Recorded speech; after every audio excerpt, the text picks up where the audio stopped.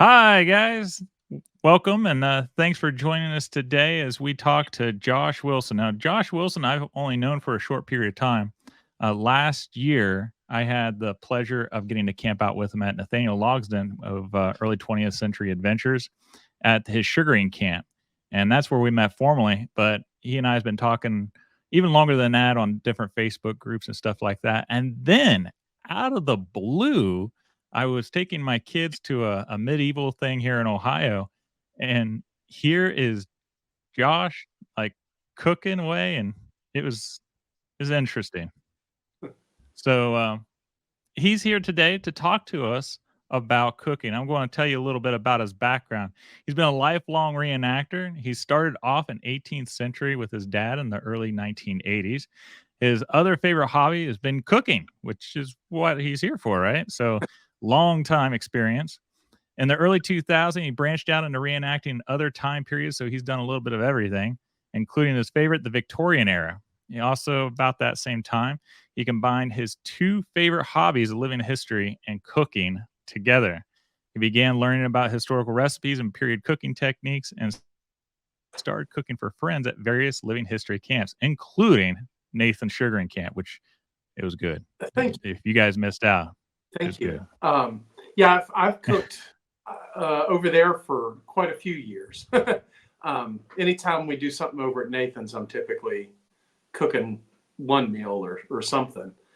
Um, but I really, I've just always been into the Victorian era, and I started putting a kit together before I even really knew people who were doing 19th century, late 19th century reenacting, and put Yeah. my kit together. And I thought, well, if I'm sitting in the woods by myself dressed funny, then I'm still doing what I want to do. And I met, if you build it, they will come. So I Hmm. started meeting other people who were doing the same thing, and we sort of got together. And then the early 20th century sportsman group that came about, and with it being they run the dates 1890 to 1930. So sort of my well-worn 1880s stuff could pass for 1890. And so I started doing that time period as well. One of the things that really got me started, when you think about cooking on the trail or in camp, I think sort of the quintessential picture that comes to mind is the chuck wagon cook. Bacon biscuits and with the chuck Hmm. wagon and everything. I got several books that I set out, and this one here, if you're interested in sort of the cowboy chuck wagon scene, trail drives and things like that, this is a really good book to get you started. It's not so much a recipe book in and of itself, but it talks about the cook, his roles, and then how he would pack the chuck wagon, different types of foods that would have been on the wagon. Like I say, it's not really recipes, but more an overview of what they were eating. And I think that's really interesting. There's another one along the same lines that I really like called Sow Belly and Sourdough. And that one is chuck wagon recipes as well. And it's very, very, very geared toward that cowboy cattle drive, Texas Trail up north sort of era. A lot of the recipes in that, they're very anglicized. Biscuits and stews and roast meats and things like that. I've got several other cookbooks here that we can come to. But yeah, that's what really got me started. Were those two cookbooks in particular, and there's so many cookbooks from the era that you can pick up cheap. We've got some links that I sent to Sean for some. Like the Fanny Farmer 1896 cookbook is a really good one as well. So when I'm going to start from the beginning because we have on the guild, most of the members are pretty well experienced. Mm-hmm. That we have some though that are beginning or intermediate. And when you started out with your dad doing living history campouts and stuff, did your dad purposely try to choose recipes that were period correct uh, and you kind of learned from that, or was it more modern stuff like grabbing some Pop Tarts for Saturday morning breakfast or something? Um, no, it was pretty Spartan, and a little modern when I was camping with Dad. It was sort of after his hobbies and interest went one way, and mine stuck with living history. So it was sort of after that I really started doing over the fire cooking. Now there were other friends in the hobby that I would watch cook and sort of help them over the campfire. Uh, and I learned a lot initially there. But that was really in the days before like Amazon and Amazon reviews and, pre-internet. So it was a little hard to find books at first. But then Oh yeah, in the late yeah. 90s, as the internet started growing, then it became a lot easier to find different books and recipes. And I just started buying cookbooks like crazy. And it's amazing because there's so many cookbooks that came out.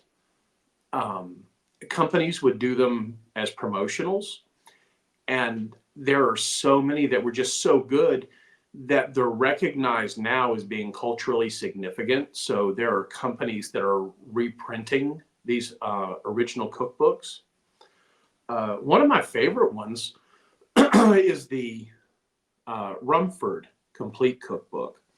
And this one first came out in 1908, but this one itself is a reprint. It's funny, 1856 and 1858 were two really big years for food as far as preservation techniques and advances in technology for preserving, for baking, a lot of things like that. But in 1856, and I can't think of the guy's name, he invented baking powder because leavening, you were really limited in your leavening prior to that. And he ended up forming the Rumsford company that sold baking powder.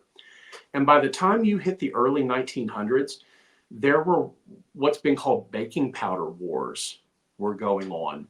And you had companies like Calumet, Rumford, Risen was another one, Royal.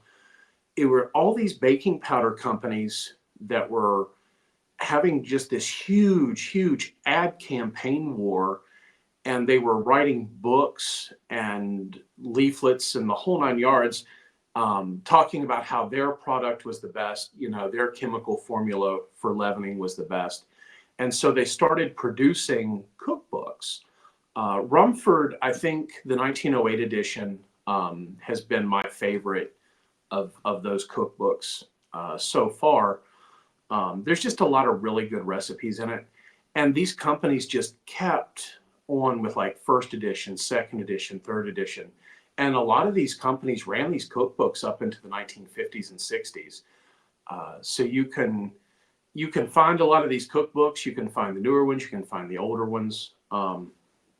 Another one that I really like from 1916 is the Risen baking book. And this was Risen Baking Powder put this one out. And there's even a cool section in this one on camp cooking. And it's funny, you think about like camp cooking, like meats and stews and things. Why would a baking company do that? But they've got a lot of like camp breads and dumpling stew recipes and things like that that they promote in these books, along with different porridges, breakfasts, biscuit recipes, things like that that are just fantastic at camp.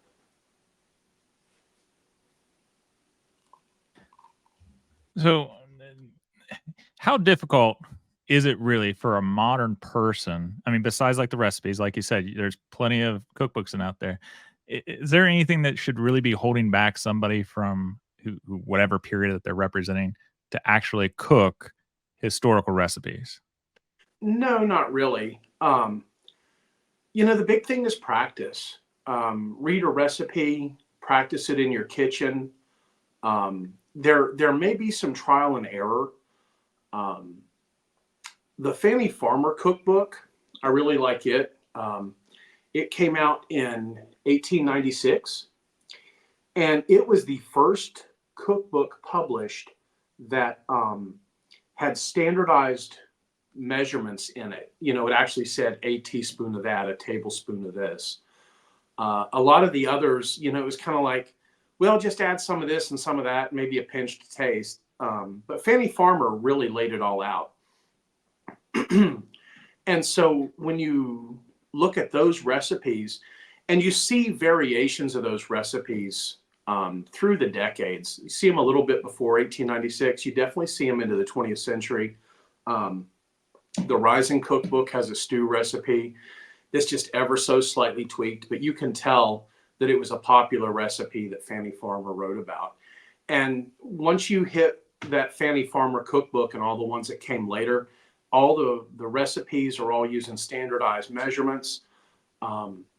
So they're really easy to follow. Once you get the hang of them in the kitchen, then it's nothing to do it at camp.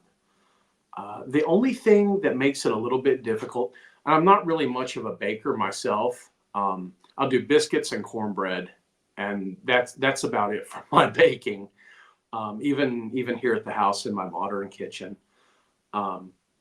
Once you get the hang of oven times, because even in Fanny Farmer, even though she says, mix 3 cups of flour and, a cup of sugar or whatever, she still goes by the old oven measurements, which are things like bake this in a slow oven, bake this in a quick oven, bake this in a bread oven. And those were terms that were just sort of understood, in the 19th and early 20th century. But you can look that up and find charts on the ranges that like a quick oven would be. So I like to bake my biscuits in a quick oven, and that's somewhere around 400 to 425. You sort of get the hang of it. But as far as doing it at camp, if you can do it in your kitchen, you can do it in camp. It's pretty easy. When it comes to like baking things, like in Mhm. let's say we have a cast iron Dutch oven that we're Mhm. planning on baking biscuits in or something like that. How do you adjust the heat or know what the heat is appropriate to put the cast iron in? So there's a little trial and error with that. Um, the first thing that you want to do is make sure you're heating more from the top, but you do also need heat from the bottom. So if your cast iron doesn't have legs on it, then you do need it on a trivet or set up somehow so you can get some air circulating underneath it. But once you put your coals on top, there's if you're into that era, the 1920s where you're using charcoal briquettes, there are charts that you can look up. So many briquettes equals so many degrees. But the way that I do it, I just cook with wood coals and double them on top. Having a baking lid, a lot of your cast iron has sort of a convex lid, but you want one that's got this lip around it to hold the coals on. And I shovel coals on top, and I put my hand about 2 inches above the coals and see how long Mhm. I hold it there. A count of 5 is that's about the longest I want to hold my hand there, and that's really low. But I've sort of worked out, and I've seen other guides that say things like, 5 seconds and pull your hand away is like 325. If you can hold your hand over it for 4 seconds, it's like 350. 3 seconds is 375. 2 seconds is 400. So I try to make sure that as I'm cooking, and I hold my hand over it, that I can only hold it there for a second or two at the most to get that quick oven bake temperature. And the other thing about baking in a Dutch oven, a really important tool to go along with that is a watch. You really have to have some sort of way to measure the time. Yeah, I've got a pocket watch. It's a modern watch I carry with me. I've got an original, but I don't always like to have it around the campfire just in case I bend over and it falls out of my pocket. But I've got a reproduction wind-up watch. And you want to time, and when you do this in your oven at home, if you're baking biscuits, okay, well, I got to bake these for 17 to 20 minutes. Mm-hmm. So you know the cook time already. Every 5 minutes, you want to hold your hand over top of those coals, check your heat, see if you need to dump a little more on top. And you want to actually rotate the Dutch oven 180 degrees one direction and rotate the lid like 90 degrees or 180 degrees the other direction.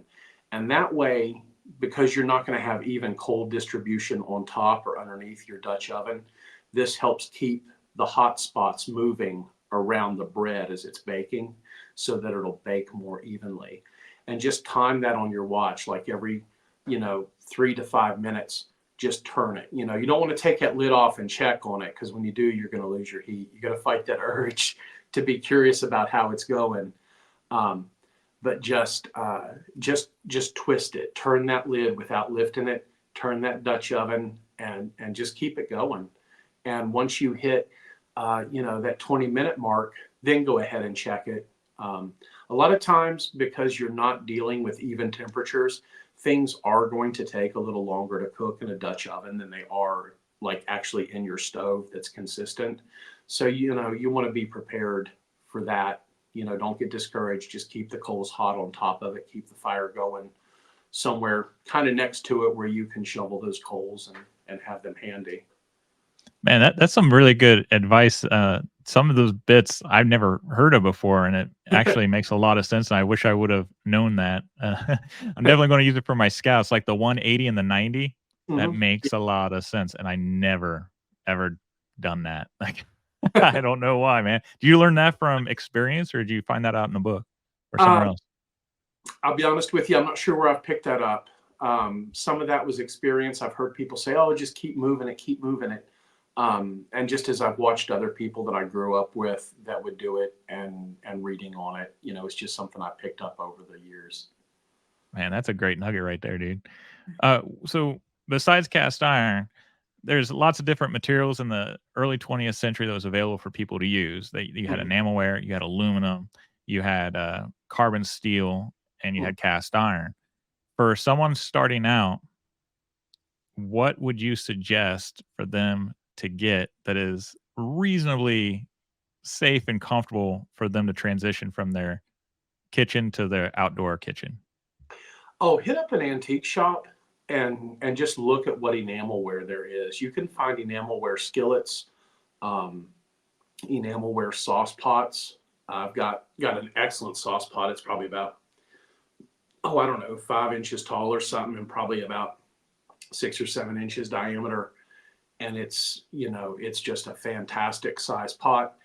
Um, Talking about backpacking, enamelware definitely, has the advantage as far as weight goes in that regards too. So they're lightweight, they're cheap, they're easy to find, definitely documentable. They're easy to clean and care for. It's not like cast iron that you have to make sure you keep scrubbed and oiled and seasoned and things. So yeah, definitely, I would definitely look into that. Um, a good spatula and probably two good wooden spoons are definitely things that you want to have with you. It's always good to have an extra spoon, because you're inevitably going to stir one thing and then want to stir something else and think, oh, let me go wash this spoon real quick. Are there any particular types of recipes that you would suggest people starting out over campfire cooking?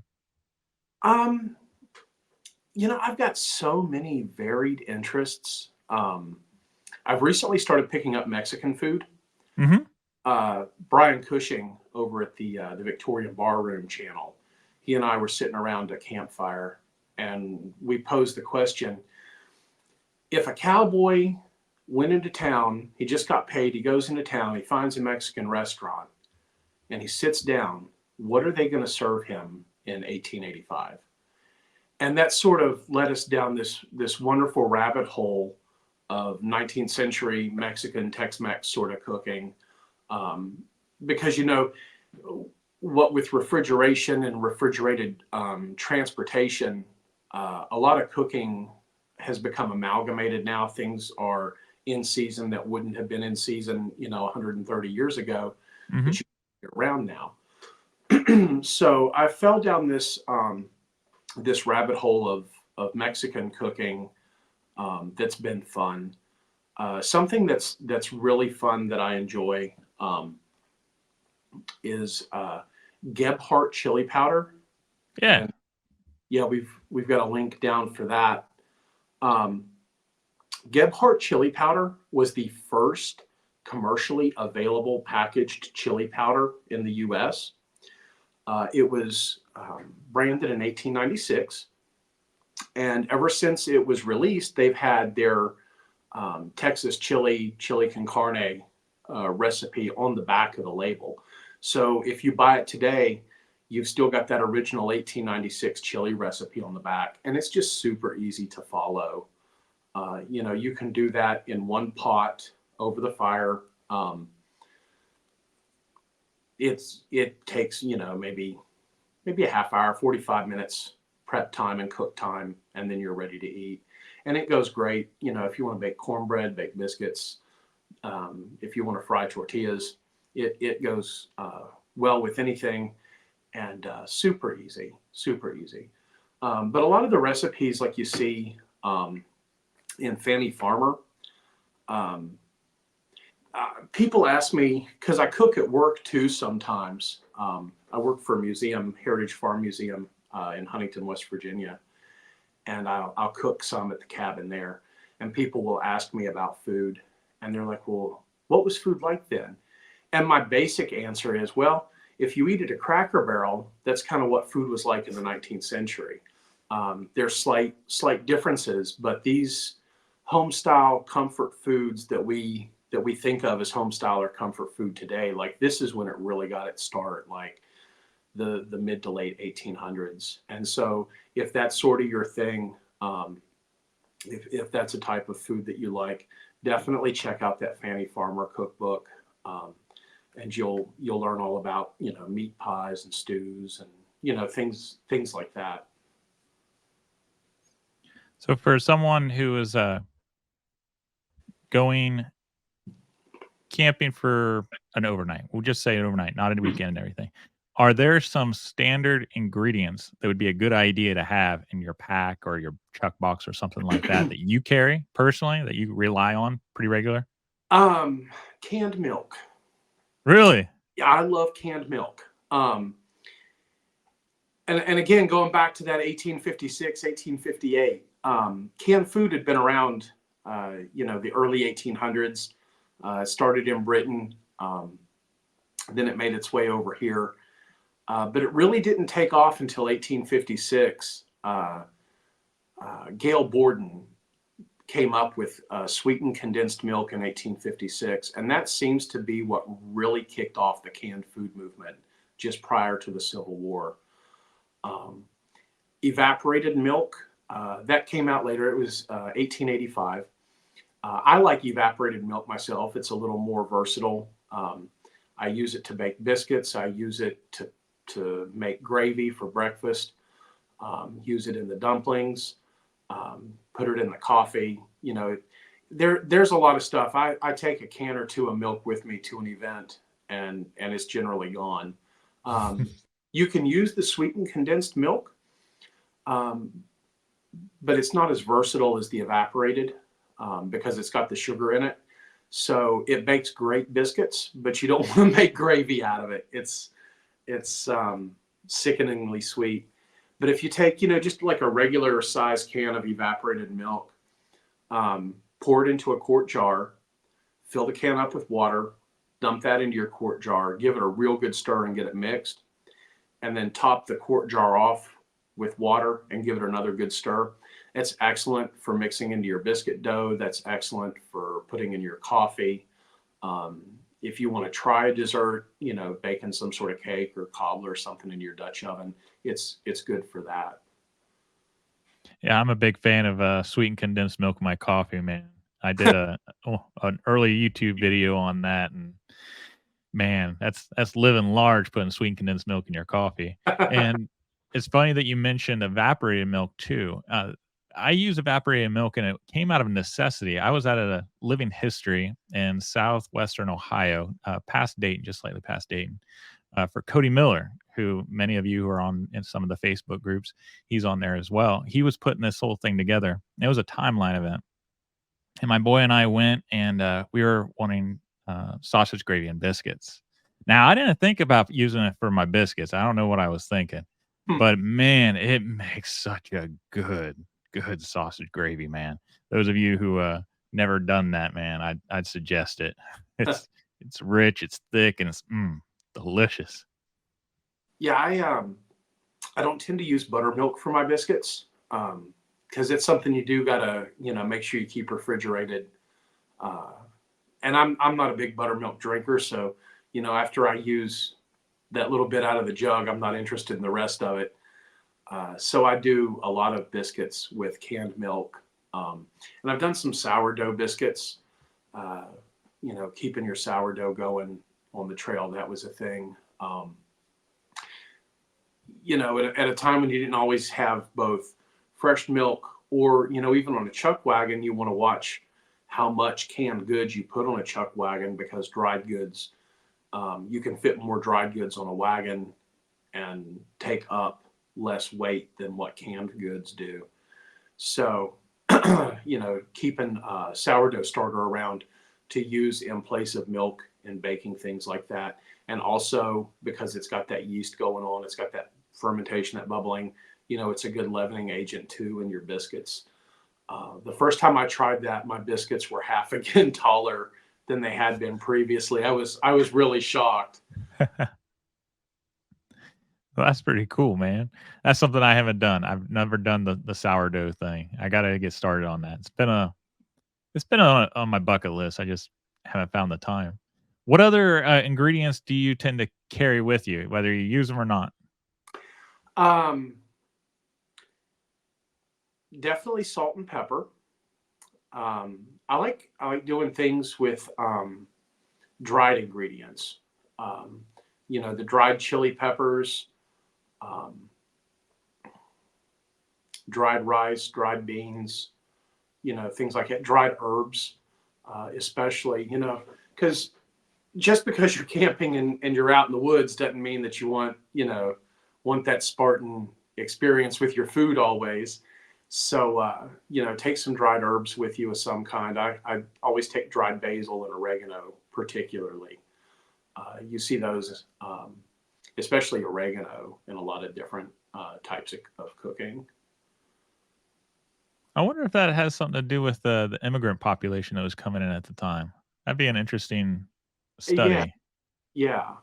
Um, and this is when you're really kicking it into high gear with that melting pot. America is a melting pot. It's all aspects of these cultures coming together, and cooking is one. Um, and especially down in Texas, there were Germans, there were Greeks moving to Texas, and intermingling, with the Anglos that had moved there, moved south, with the Mexicans that had come up. Um, and there was a lot of weird, interesting things coming out of Texas at that time. But yeah, it was like that all over the U.S. too, especially canned tomatoes. Uh, Hmm. Canned tomatoes. It's hard to pin down on when somebody first started canning tomatoes.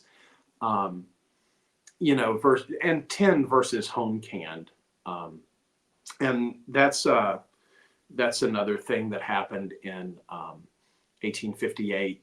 Is they came up with the mason jar home canning system. So all these fresh fruits and vegetables that you wouldn't normally have, suddenly they're preserved longer, more year round. By the end of the 19th century, you've got refrigerated train cars that are hauling produce places. So you get a really cool mixture. So, well, in Kephardt's book, Nessmuk's book, Hmm. you see caves. I'm trying to think of another one. We're reading one by I don't know if I pronounce his name right, Fordyce or Fordyce or whatever, on the guild. That's part of our monthly book club this month.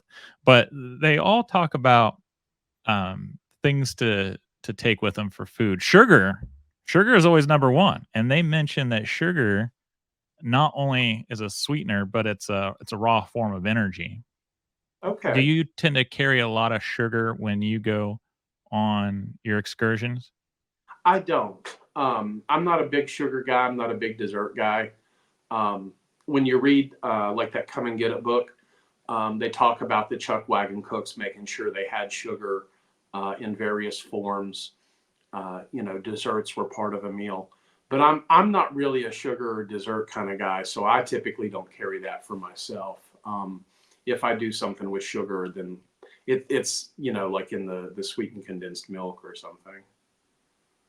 I'm the opposite. I got a sweet tooth. So when I saw that from all the guys, I'm like, oh, this gives me permission, man. That's awesome. I got the blessing of the greats. I'm good to go. But in their books, like same thing that you mentioned, beans, rice, flour, cornmeal. Mhm. Um, they also mentioned the same thing like you said about canned goods, that they're nice and it's convenient, but you got to balance out the weight because of the water weight into them. So the dried vegetables are really good. I know Sarge Vining, he did several videos on dried vegetables and even made some reproduction canisters and stuff for it. So if Oh, you guys are interested in any of those that are listening, reach out to Sarge because they're pretty cool. yeah. Um, Yeah. but I don't. Hold on, I got to catch my train. It's catching up with me. Oh, so what is? Well, I have to ask this first. Do you do a lot of hiking or backpacking, or you mostly do like car camping and stationary camping? I mostly do stationary camping. Um, I would like to think that if I were, really doing these types of excursions 130 years ago, I'm the kind of person that would have had a pack animal, or I would have been with a wagon, or in a car camp or something like that. So I don't do a whole lot of backpacking. Um, I know it can be similar, talking about the chuck wagon and weights and things. It's sort of, a smaller version of the same things you have to think about. Um, with backpacking, I have done some 18th century treks and things like that. That was just essentially backpacking, but I don't do a whole lot of that anymore. When I did that, I really typically tended to carry cornmeal, uh, Mm-hmm. because there's a lot of things you can do with cornmeal.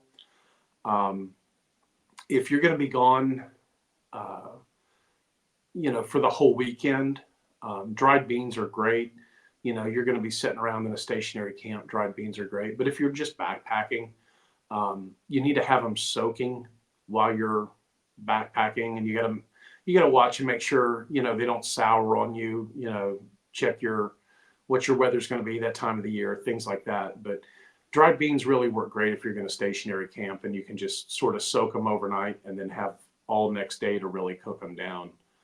But for backpacking, things like cornmeal, rice, uh, dried meat, things like that work really well. Leather breeches are another big favorite of mine. Um, dried green beans, you dry them until they look like leather pants legs, and they're Oh man. yeah, yeah, just run a string. I put a string through it, run it through again in a loop, and do that so there's a little airspace between them, and just find some place warm and dry to hang them up, and some place where there's good airflow, and they'll dry out, and then they're good. My wife and I oftentimes at work will make leather breeches and show people stringing them, how to string them. And then, a couple months later, when she's out there with me at the cabin at work again, we'll show people how to reconstitute them and how to cook them up. But there's a lot you can do with dried foods like that. Anything you can think to dry and then just reconstitute on the trail, is fun. So before we switch gears into another topic as far as canned foods, I want to talk to you about those vegetables because I they're kind of hard to find in your big box stores. It's not like you're going to go to Walmart or Kroger or Meijer or something like that and find a nice selection of dried vegetables. You can go to the baking aisle and you'll find dried fruits, but Yeah. it's harder to find dried vegetables. So besides having a garden of your own or mooching off of somebody with a garden, is there some place where you generally go to? No, not really. We go to Kroger, we find, good produce, and then we bring it home and dry it. Sometimes, we do it in the oven on a super low heat. Sometimes in a dehydrator. Sometimes, like with the leather breeches, we'll do it in a period manner, and just string it and let it dry. Amazon has some dried vegetables on there. That's where I tend to get my chili peppers because you can't find stuff like that anywhere here. So it just sort of depends on what I want to do that weekend, what I want to cook when I'm in camp, how long do I have to prepare, do I really have the room to string green beans across my kitchen at the moment? Sort of take all that into consideration and dry them myself typically, and just choose a method that seems to work that week. That makes sense. So now switching gears, let's talk about meats because I'm a little Okay. bit of a carnivore. Let's talk about meats. All right, we'll start with eggs. So they're like not even really meats yet, but what do you do for eggs when you take them camping? How do you preserve them, carry them, prepare them? What's your suggestions? Typically for that, it's you get a cooler.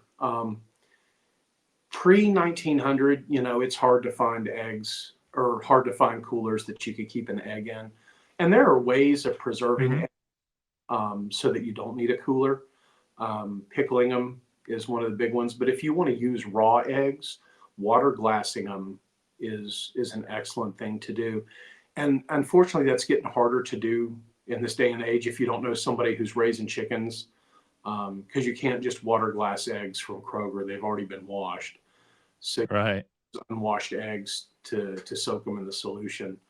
But for stuff like that, I just go for a cooler, because I would tend to think, um, if I'm doing a Civil War campaign, okay, well, I've got some eggs. I looted these eggs from the farmer down the road, or doing a hobo camp. Well, I looted these eggs, from the farmer down the road. Whatever sort of story you can come up with stuff like that. Staying at Nathaniel's, he's on a farm. So, okay, well, we've got fresh eggs right there because there's chickens right there. Um, but yeah, with stuff like that, I don't mind taking a cooler, because you may not, 140 years ago, you may not have always had fresh access to eggs on the trail, but you may have. You may have come across some. You may have come across a farm and traded, or something. So, I want to bring up two examples that you kind of pulled from my memory when you're mhm, talking about making an excuse somewhat of having these eggs, right? mhm, One was from Edward Caves, who wrote a book for Boy Scouts and specifically how to go camping, long term camping.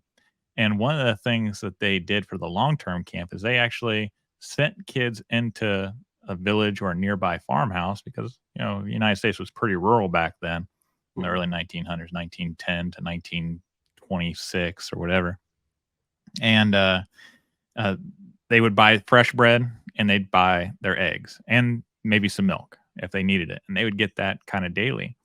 Another example, and I can't remember what book I read. Sarge might think of it once I say it, but another example was the trend of motor campers as they're driving along to stop at somebody's house and ask to park there for the night to camp while they're on their long term journey. mhm. And oftentimes they were farmers and you can get eggs that way. And I just saw Sarge mentioning dried eggs, which was actually fairly common back then. Still a little bit more expensive than regular eggs, but I don't. I'd have to take a calculator. And Sarge, if you're have the ambition, maybe you can find that out for us based off of inflation. I'm sure you could find a quick ad with your talents. But dried eggs today is so expensive. If you go on Amazon or someplace and you're trying to find dehydrated eggs, you're paying a premium for it. Oh yeah. So, Yeah. like that's so frustrating. I actually looked up to see how I could possibly make my own with a dehydrator, and it's just not even worth the mess. Oh yeah. Yeah. And a lot of times, in the later part of that era, up into the 20th century, you had coolers, and so you could strap one to the your running board of your car, and you're good to go. But they are, for the previous era, sort of a solution to a non-period problem, because you have solutions in the period that you just don't have access to now.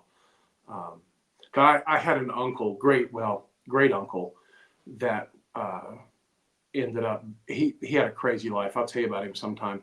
But he ended up being kind of a hobo, and he just sort of like snuck into people's barns and crashed in people's barns, and would live in barns until landowners would find him and run him off.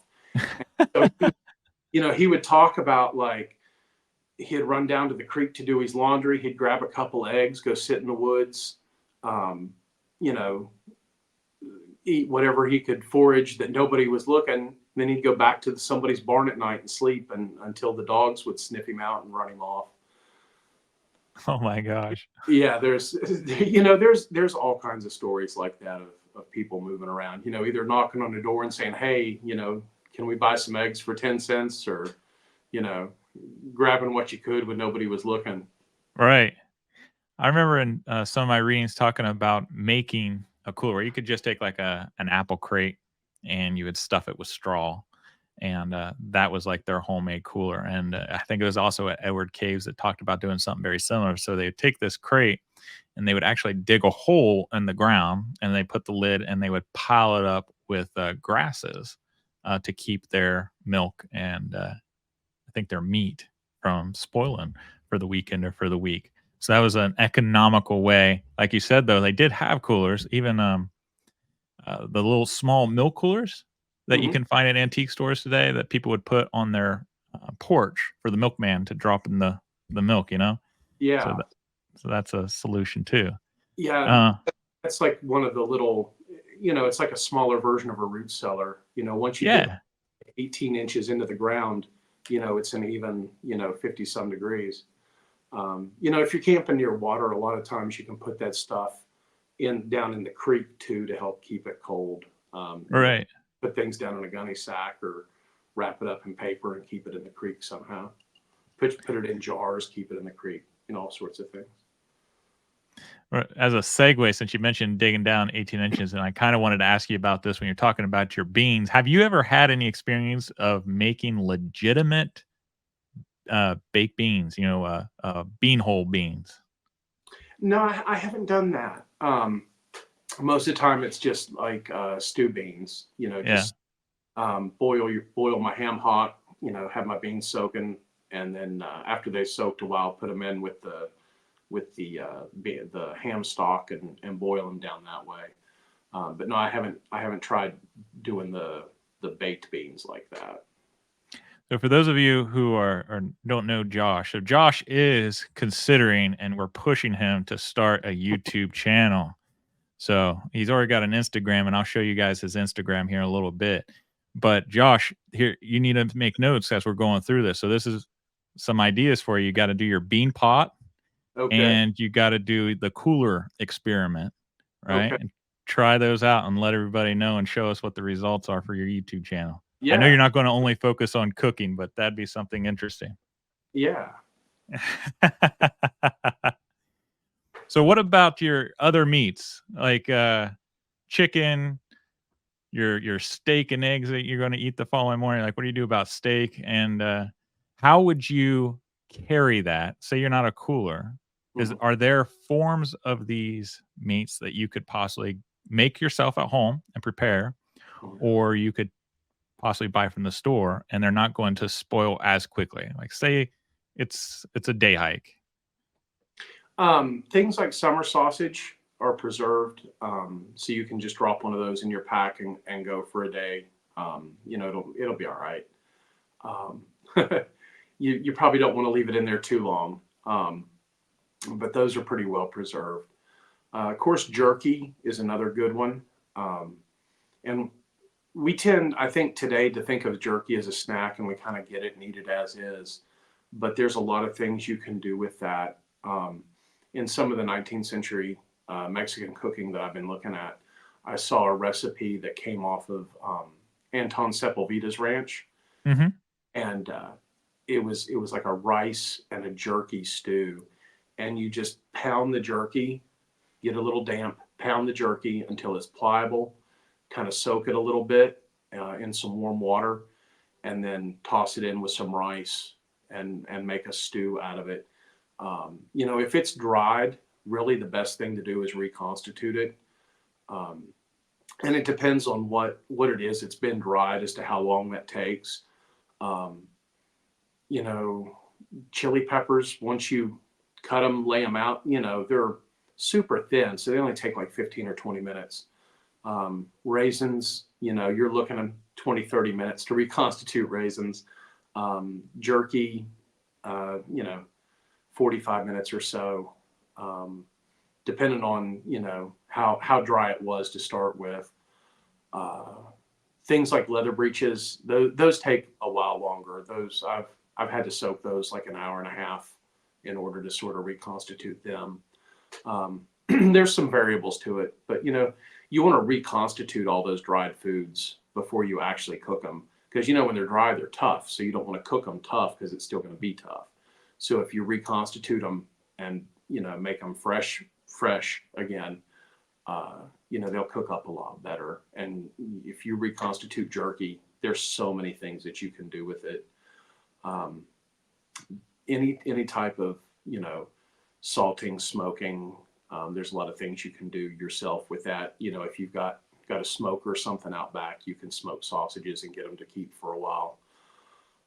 Canned meat, you can get your jars and can meat at home, Mm. and it'll basically cook in the jar, kind of fall apart like shred. So if you want to do some sort of like sauce on top of that, um, it's already basically pre-cooked and shredded for you. Just kind of reheat it a little bit after you open up your jar. That's a good idea. I like that. So I was a Civil War reenactor. Had my fair share of experiences with salt pork, the infamous salt pork. And salt pork is still common even in the early 1900s. And there were a lot of people who still were, they're farmers, right? They're Hmm. killing their own pigs and they're making their own salt pork. So Hmm. for those who may be interested, who are new, and they get themselves some legitimate, or they make themselves legitimate salt pork. How do you reconstitute salt pork? Just soak it and change the water. And salt pork, if you go get the standard salt pork from Kroger or wherever, you're going to want to soak that and change the water multiple times and pull all that salt out of it. You really don't want to eat all that salt. It's not good for you for several reasons. Um, but yeah, just soak it, and that's a good one too. Soak it overnight, even. Start it, do a couple changes, and let it soak overnight while you're asleep, and cook it the next day. My first salt pork experience. Oh man, was that bad? I try to make Scully McGee, I think is what they call it, or Scully McGee, or whatever, where they Mhm. take the pork and you fry it and get some grease, and then you take your hardtack and you Mhm. break it up and put it in the frying pan. I did not know you had to soak the salt pork. That was the saltiest daggone thing I've ever eaten in my life. And Yeah. oh, oh. So yeah, for those of you listening who are interested, make sure to soak it. Change it out often, like overnight for sure, and then like every half hour or so. Like the more you you soak it, the better, and cut it up into smaller chunks too, and that'll also help pull the salt from the inside. Yeah, yeah. I, I think I still have a couple chunks in my freezer that I'm still kind of terrified at. I have flashbacks of that first time. Okay. And you can still find good salt and smoke cured country hams too. You know, they're not like the hams you get at Christmas from Walmart or something, but they're actually preserved. You know, put in a cloth bag, the whole 9 yards. You can still find those too, and it helps to soak those a little bit. But they're a little more forgiving than that salt pork is. So we talked about your meat, we talked about vegetables, we talked about canned goods, we Mhm. talked about some of your favorite things that you like to cook. We even learned some different ways of how to test the heat on the campfire. I'm trying to think of any other topic because we are running up against an hour, and I try to keep these things in an hour. Okay. But I also want to make sure to get any information that we possibly can out of you while we still have you and your great knowledge. Are there anything? Is there anything that you wanted to talk to us about that I may not have already brought up? Uh, I don't know. I think that pretty much covered everything. Um, I really can't think of much. You know, it's really easy to just start cooking in camp. Um, but the more you do it, you'll discover there's lots of accessories. You know, once you fall down into can openers, for example, um, because they didn't actually patent a can opener here in the U.S. until 1858. You know, there's that date again. And then once they did, there were just a ton of designs.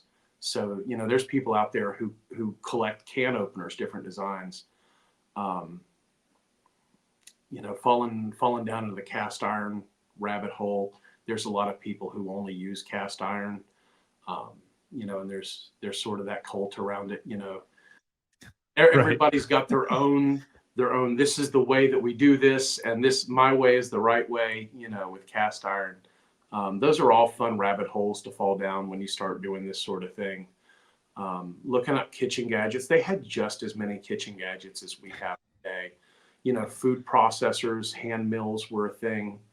Um, multi tools. I've seen a kitchen multi tool, like in the head, you've got a handle and the head rotates and locks into place, and it's got like No kidding. a curved chopping blade. It's got an ice shaver on it. It's got a meat tenderizer head. You know, just and a bottle opener head. You know, just all kind of things. They were as passionate 120 years ago about their cooking utensils as we are today. Let's see. So what we have here is Josh's Instagram. So make sure to check this out. Exploring.victorian83. Let's get these numbers up. So you got 53 followers on there. But look at these pictures of Josh. Anything in particular you want to highlight here, Josh? That first post there, cooking on the stove. That I did that at work one evening, and there's biscuits going. I think they're about done by the time I took that picture. And on the stove, I've got some of that Gebhardt's chili going. Um, that was the first or second time I think I cooked that recipe. Um, and like I say, it's a fantastic recipe, easily documentable. You know, it's super easy to do, super fun to do. Better than Hormel, huh? Yes, yes. Tell us about this picture here. So that photo, that was at Nathan's deer hunting camp. If you hop on early 20th century adventures, he did that deer hunting video, and I'm cooking a stew from the Fanny Farmer cookbook there.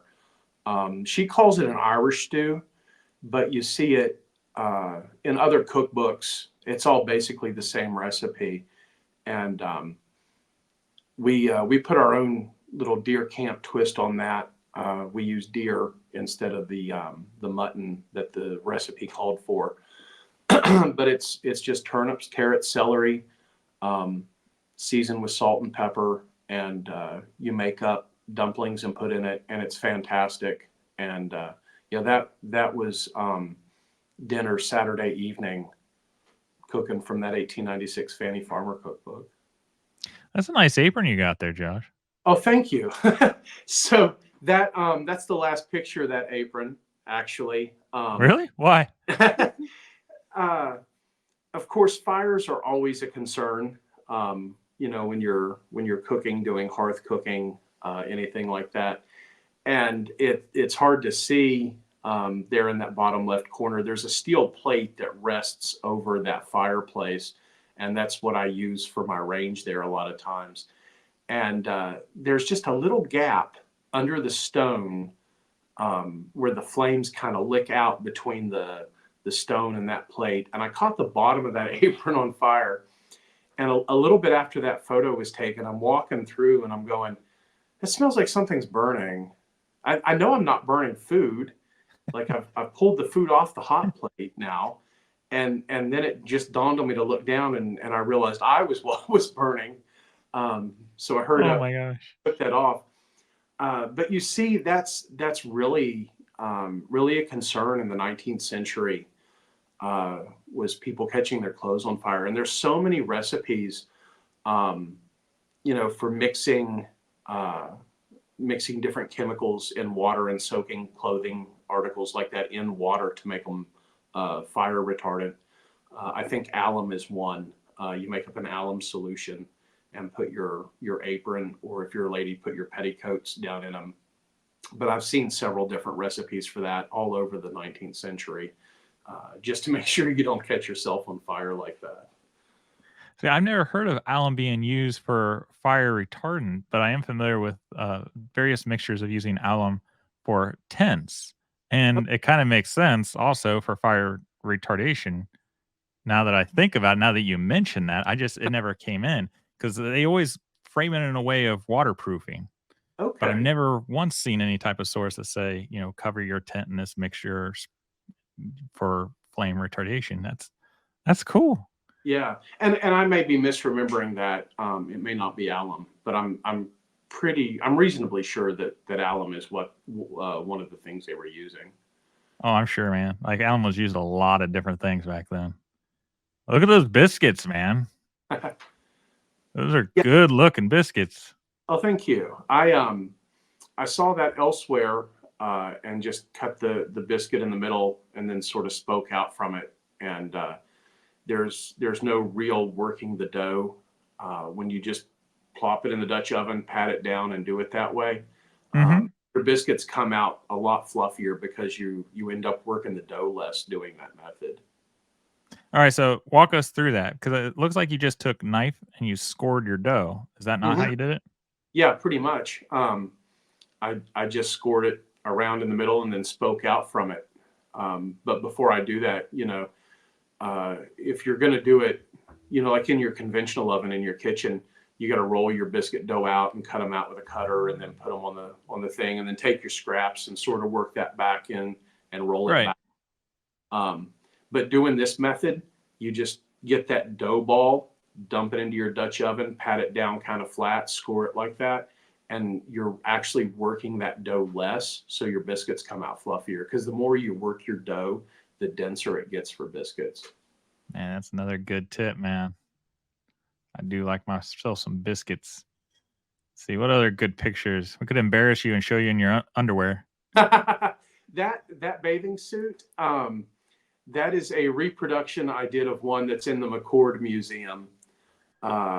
You can find it online. They've got it dated to the 1860s, but you see that design up through the 1880s, and it's not an exact copy of the one in the McCord, but it's pretty close.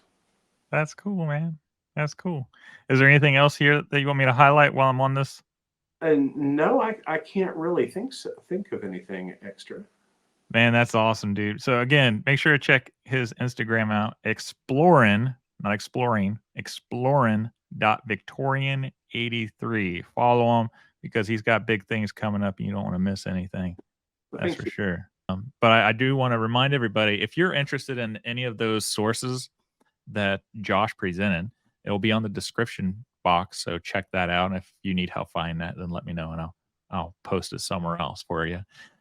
He is an affiliate, so by law, we have to let you guys know that he is an affiliate and he does get some money back. But it's not going to cost you any extra. It's just going to go and support him for his efforts. And Josh is going to start a YouTube channel. He says next year. I'm trying to get him to do it like tomorrow. So those of you who reach out to Josh on Facebook or his Instagram and cheer him on, that way we can see some of his stuff come to fruition. All right. Thank you. Thank you, guys. Sarge is correcting me. Bannerman's is from 1890 to 1939, so I was 9 years off. Okay. So it's 1939. Guys, I appreciate you coming on, watching this roundtable discussion. I hope you enjoyed it.